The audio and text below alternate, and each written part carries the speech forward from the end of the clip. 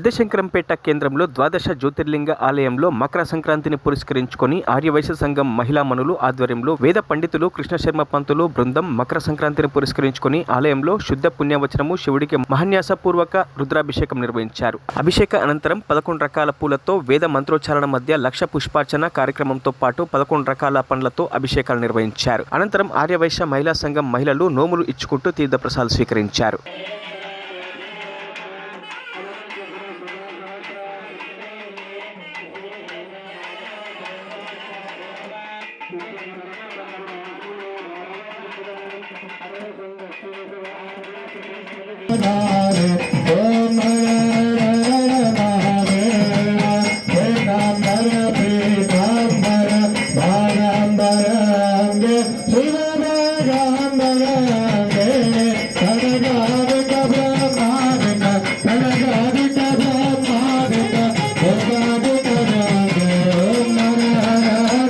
మరిన్ని అప్డేట్స్ కోసం మా ఛానల్ని సబ్స్క్రైబ్ చేయండి.